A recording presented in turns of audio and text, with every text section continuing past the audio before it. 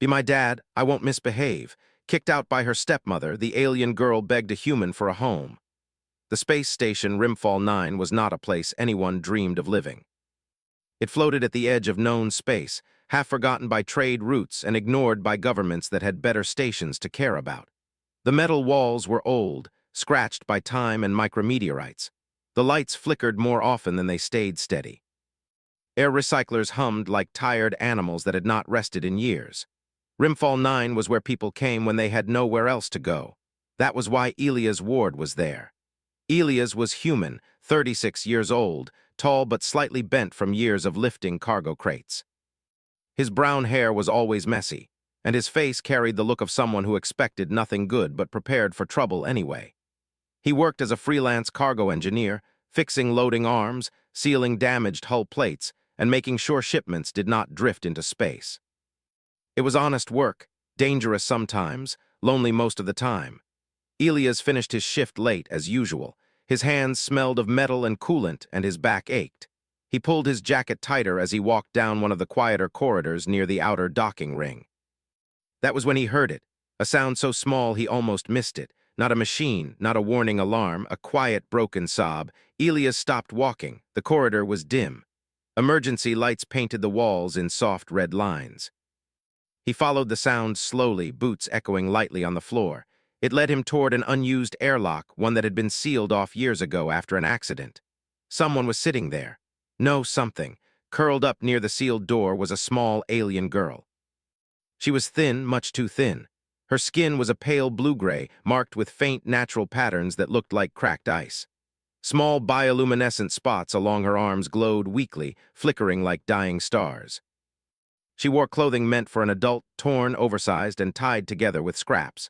She was hugging her knees to her chest, and she was crying as quietly as she could. Elias froze. He had seen aliens before. Rimfall 9 hosted dozens of species. But he had never seen one like this, so small, so clearly young, and so clearly alone. He cleared his throat softly so he wouldn't scare her. "Hey," he said, keeping his voice low. "You okay?" The girl flinched hard. She scrambled backward until her back hit the cold metal of the airlock door. Her glowing spots flared bright for a second, pure fear, before dimming again. Her eyes, large and dark, locked onto Elias like he was a predator. Elias immediately raised his hands. "Easy," he said. "I'm not gonna hurt you." She stared at him. Her breathing was fast and uneven. She looked at his hands, his boots, his jacket.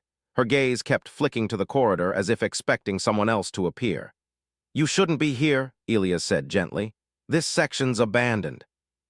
"It's not safe." The girl swallowed. Her voice when she spoke was soft and shaking. "I know." That surprised him. "You speak trade common," Elias said. She nodded slowly. "They made me learn," she said, "so I would be useful." Elias felt something twist in his chest. "Who they?" he asked. The girl hesitated, then she lowered her eyes. "My family." That word sounded wrong coming from her mouth. Elias crouched down, keeping a respectful distance. "Where are they now?" She hesitated longer this time. Her fingers tightened in the fabric of her clothes. "They don't want me anymore." Silence filled the corridor. Elias had heard many stories on Rimfall 9, workers abandoned after injuries, merchants left behind when credits ran out, even adult aliens cast aside by their clans. But a child, he took a slow breath. "What's your name?" he asked. She looked up again, surprised by the question. "I am called Lyra," she said. "That's a nice name," Elias said. Her bioluminescent spots flickered faintly. Confusion, maybe, or disbelief. "My name's Elias," he said. "I fix ships." She nodded again, carefully, like she was following rules she had memorized. "You should go," Lyra said suddenly. "If they see you with me, you could get in trouble." "Who's they?" Elias asked again. "The station authority," she said. "And my stepmother." That word carried weight, fear, something colder. "She expelled me," Lyra continued, staring at the floor. "It was legal." Elias frowned. "Expelled?" "She filed the separation claim," Lyra said. "Under my species law, non-biological offspring are temporary responsibilities. When resources are limited, the contract may be ended." Elias stared at her. "You're saying she just kicked you out?" Lyra nodded once. "She said I consumed too much," Lyra whispered. "And asked too many questions." Elias clenched his jaw. "How old are you?" he asked. Lyra hesitated again. 7 growth cycles. Elias didn't know the exact conversion, but he knew enough. She was a child, too young to be alone, too young to understand why she was unwanted. "You've been out here the whole time?" he asked. "Yes," she said. "I was hoping maybe the airlock would open by mistake." Elias' blood ran cold. "Why?" he asked carefully. Lyra's answer came out quiet and simple. "Then I wouldn't feel hungry anymore." Elias stood up so fast his knee hit the floor. "Okay," he said firmly. "No, that's not happening." She looked up at him, startled. "I will take you somewhere warm," Elias said. "We'll get you food, and then we'll talk." Lyra shook her head violently. "No," she said. "You must not." "Why not?" Elias asked. "Because humans are dangerous," she said. He blinked. "Excuse me?" "They say humans form unstable attachments," Lyra explained. "They bond without logic. They prioritize individuals over efficiency. They suffer emotional collapse when bonds are broken." Elias let out a dry laugh despite himself. "That might be the nicest insult I've ever heard." She didn't smile. "If my stepmother finds you took me," Lyra continued, "she can accuse you of interference. You could lose your work permit, your housing, everything." Elias looked at the small, shaking girl in front of him. Then he thought about the empty room he slept in, the quiet meals, the long shifts where no one noticed if he came back hurt or not. "I already don't have much," he said. "That makes you dangerous," Lyra said softly. Elias sighed. "Kid," he said, rubbing his face, "I don't know your laws, but I do know this." He knelt again, meeting her eyes. "Where I come from, you don't leave a child alone in the dark." Her glowing spots flickered brighter.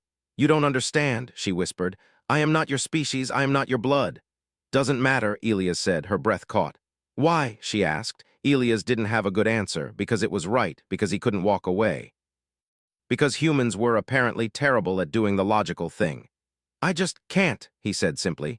Lyra stared at him for a long time, then slowly, carefully, she did something that made Elias' heart nearly stop. She stood up. She was shorter than he thought, fragile. Her legs trembled as she stepped forward. She stopped an arm's length away from him. Her voice shook as she spoke. "Will you register as my parent?" Elias froze. "What?" "There is a provision," Lyra said quickly, like she had rehearsed it. "Temporary guardianship may be transferred across species lines if a sponsor accepts full responsibility." She lowered her head. "I will not misbehave," she said. "I will work, I will learn, I will not take much." Her glowing spots dimmed almost completely. "Please," she whispered, "be my dad." The corridor felt very quiet. Elias' mind screamed this is insane. Interstellar law, alien customs, responsibility he never planned for, a child who would change everything. And yet he looked at Lyra's thin arms, her scared eyes. The way she stood like she expected to be rejected again. Humans were dangerous, she said. Maybe that was true. Elias took a slow breath. "All right," he said. Lyra's head snapped up. "Yes, yes," Elias repeated. "We'll try." Her eyes widened. Her lights flared bright blue in pure shock. "You accept?" she asked. "Yeah," Elias said, forcing a small smile. "But first things first." He held out his hand, not touching her, just offering. "Let's get you home." For the first time since being expelled, Lyra didn't flinch. She hesitated, then she carefully placed her small hand into his. And somewhere, deep in the systems of Rimfall 9, an adoption registry prepared to record something that had never happened before. Elias had repaired broken loading arms in vacuum, survived hull breaches, and once watched a cargo drone explode 6 meters from his face. None of that prepared him for walking down a station corridor with an alien child holding his hand like she was afraid the floor might disappear.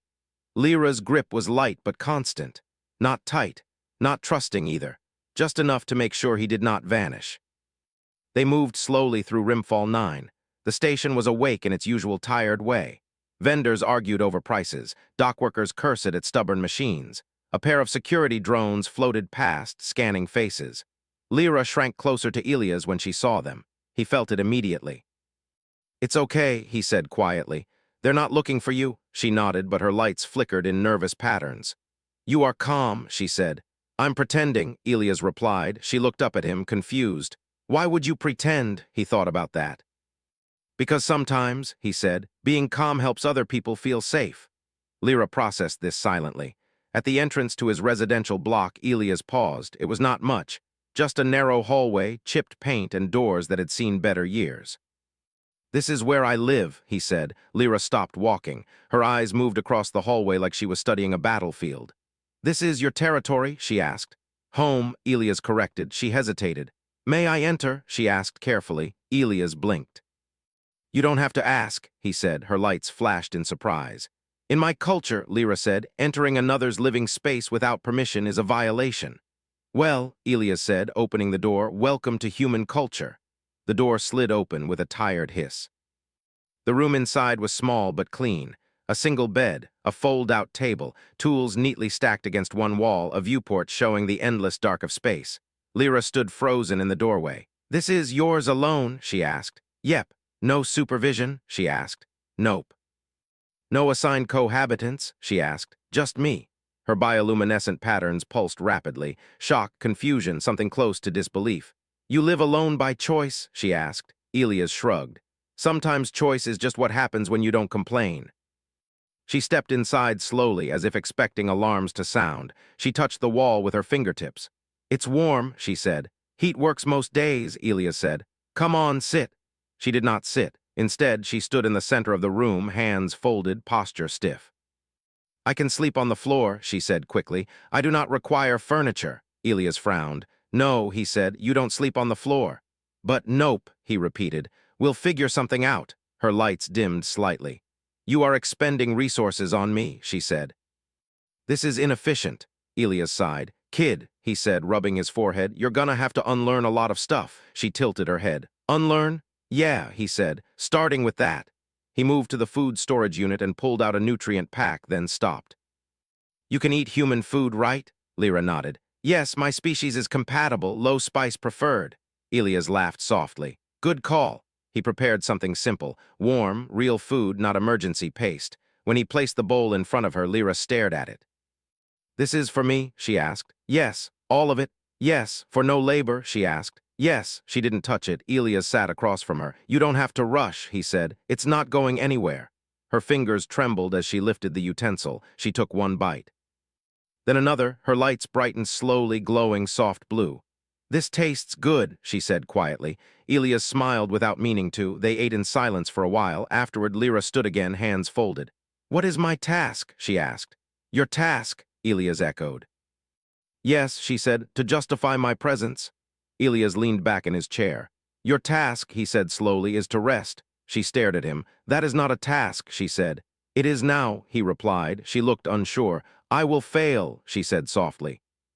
Then we'll fail together, Elias said. That answer broke something. Lyra's lights flickered wildly. Her breathing changed. She made a small, broken sound and turned away sharply. Elias stood up immediately. Hey, I am sorry, she said quickly. I did not request emotional reassurance. That's okay, Elias said gently. You don't have to request it. She did not understand that. Later, Elias gave her his bed and took the fold-out cot. He expected her to fall asleep immediately. She didn't. Hours passed. Elias lay awake, staring at the ceiling. Then he heard it, a soft sound, not crying, something quieter. He sat up. Lyra was sitting on the bed, knees pulled to her chest, lights dim. You okay? He asked. I am awake, she said. You want to sleep? He asked. She nodded. But I cannot, she added. Nightmares? Elias guessed. No, she said. Expectation. He sat on the edge of the cot. Expectation of what? That you will regret this, she said. That you will return me.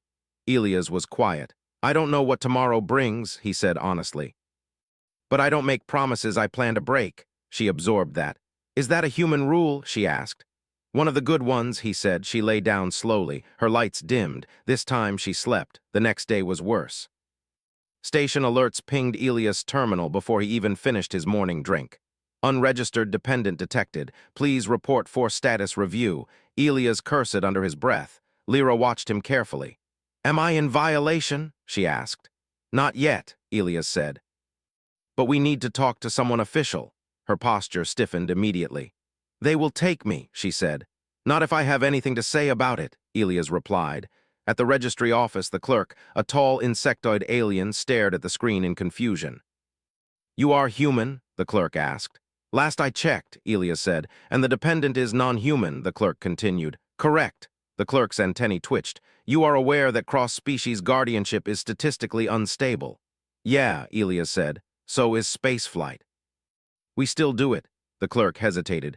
You request full responsibility, it asked. Yes. No compensation, it asked. Yes. No genetic benefit, it asked. Yes. No political alliance, it asked. Yes, the clerk paused. Why? Elias looked at Lyra standing silently beside him. Because she needed someone, he said. The clerk processed for a long time. Around them, other aliens watched. Whispers spread. A human adopted an outcast. Temporary guardianship granted. Review pending. Lyra stared at the confirmation screen.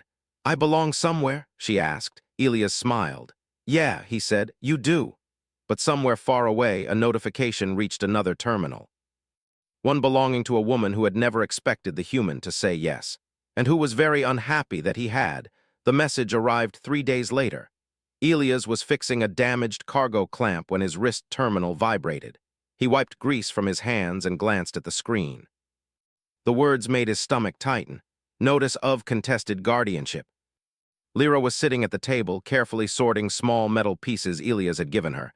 She liked organizing things. It made sense to her. She looked up when he entered. You are tense, she said. Yeah, Elias replied. We need to talk. Her lights dimmed a little. They are coming, she said. Yeah, he admitted. She lowered her head. I am sorry, she said quickly. You should not suffer consequences because of me. Elias felt that twist in his chest again. Hey, he said, sitting across from her. None of this is your fault. That is incorrect, she said softly. If I did not exist, this would not happen. Elias leaned forward. Listen to me, he said firmly. You exist, that's not a problem. She looked confused by that. In her culture, existence was conditional. 2 days later, the investigators arrived. They were not security officers. They wore neutral insignia and carried data pads instead of weapons. One was tall and crystalline, its body refracting light. The other was short, round, and floating slightly above the floor. They scanned the room. This dwelling is minimal, the floating one said. It's home, Elias replied. They turned to Lyra. You have been observed exhibiting behavioral deviation, the crystalline one said. Lyra stiffened. Deviation, she repeated. You speak freely, it continued. You ask questions, you show emotional variance. Elias frowned. She's a kid, he said. That's what kids do. The investigators exchanged a look. Your species defines childhood differently, the floating one said. Yeah, Elias replied. That's kind of the point. They asked questions for hours. What did Elias feed her? Did he punish disobedience? How often did he restrict her movement? Why did he allow choice? Lyra answered honestly. He asks what I want, she said. He explains mistakes instead of punishing them. Later that night, Lyra sat quietly on the bed. I am changing, she said. That's not bad, Elias replied. It is unknown, she said. Unknown things are dangerous. Elias smiled gently. So is space, he said, but here we are. The next message came from her stepmother. It was a formal transmission, cold and sharp. The child is property of the KERETH lineage. Human interference is unacceptable. Relinquish her or face legal action. Lyra read it too. Her lights went dark. She will not stop, Lyra whispered. Elias clenched his jaw. Neither will I. Words spread fast on Rimfall 9. A human had adopted an alien outcast. A human was refusing to return her. A human was challenging alien law. Some aliens avoided Elias now, others stared. A few whispered, but something else happened too. A station medic slipped Elias extra ration credits. A dock worker fixed his broken door for free. A cleaning drone left a small blanket outside his room. Humans noticed. They always did. At the hearing chamber, the air was heavy with tension. Lyra's stepmother stood tall, sharp-eyed, her posture perfect. She did not look at Lyra once. This child was inefficient, she stated calmly, emotionally unstable, unproductive. Elias stepped forward. She's a child, he said. She is a resource, the stepmother replied. And one we no longer require, the chamber murmured. Lyra's hands shook. Elias felt it and placed his hand over hers. She did not pull away. That's my kid, he said. The chamber went silent. The judge stared. That phrase, the judge said, has no legal meaning. It does to us, Elias replied. The stepmother's eyes narrowed. Humans corrupt, she said. You poison her with false worth. Elias met her gaze. No, he said. I remind her she has worth. Lyra found her voice. I choose him, she said. The stepmother laughed softly. Children do not choose, she replied. Elias leaned forward. Maybe that's why your people keep breaking them. The judge ordered a recess. The galaxy was watching now, and humanity was about to be judged, not for violence, not for war. But for love, the hearing chamber of Rimfall 9 had never been this full. Aliens of many species filled the upper levels. Some watched with professional interest. Others watched with fear. Humans stood quietly along one side, faces hard, arms crossed. At the center stood Elia's ward. Beside him stood Lyra. She wore clean clothes now, simple, human-sized, altered to fit her smaller frame. Her lights glowed low but steady. She stood straight, not as a resource, not as property, but as a child who had been seen. Across the chamber stood her stepmother, cold, perfect, unmoved. The judge floated into position, metallic eyes scanning the room.